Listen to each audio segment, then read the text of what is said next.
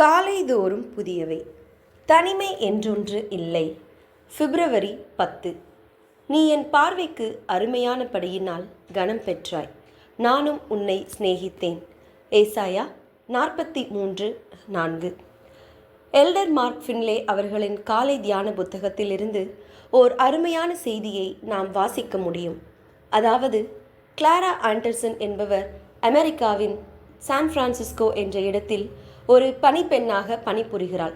மிகவும் நல் மனசாட்சியுடைய மற்றும் தன்மானமுள்ள பெண்.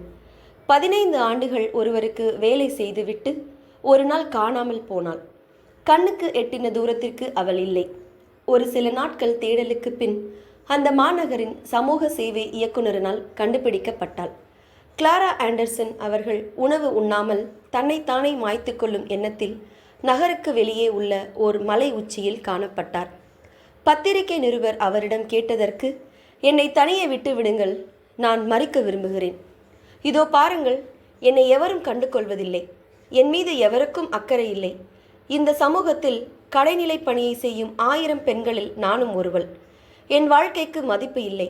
எனக்கு நெருங்கிய குடும்ப உறவினர்கள் எவரும் இல்லை. என் சோகத்தை பகிர்ந்து கொள்ள யாரும் இல்லை. என் இதய பாரங்களை கேட்க ஒருவரும் இல்லை. எனவே நான் மறிக்கவே விரும்புகிறேன். இந்த உலகில் வாழ விருப்பமில்லை. உன் வழியை கர்த்தருக்கு ஒப்புவித்து அவர் மேல் நம்பிக்கையாயிரு, அவரே காரியத்தை வாய்க்க பண்ணுவார். சங்கீதம் 37:5. இதுபோல் அநேக கிளாரா ஆண்டர்சன்கள் உள்ளார்கள். அவர்கள் அனைவருக்கும் எல்டர் மார்க் ஃபின்லே அவர்கள் வழங்கும் செய்தி உங்கள் அனைவருக்கும் ஓர் நற்செய்தி. நீங்கள் நினைப்பதற்கும் எதிர்பார்ப்பதற்கும் அதிகமாக உங்களை நேசிக்கும் ஒருவர் இருக்கிறார். அவர் நம்மை படைத்த ஆண்டவர். உங்களைப் போன்று எவரையும் அவர் உண்டாக்குவதில்லை. நீங்கள் தொலைந்து போனால் உங்களிடத்தில் ஒருவரை உங்களைப் போன்று கொண்டு வர முடியாது. வேறு எவரும் இல்லை. நீங்கள் மதிப்பிற்குரியவர்கள். உங்களை தேவன் நேசிக்கிறார்.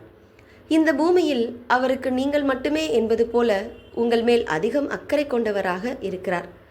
நீங்கள் எப்போதெல்லாம் தனிமையாக உணரப்படுகிறீர்களோ அப்போதெல்லாம் ஆண்டவரை நினைத்து கொள்ளுங்கள்.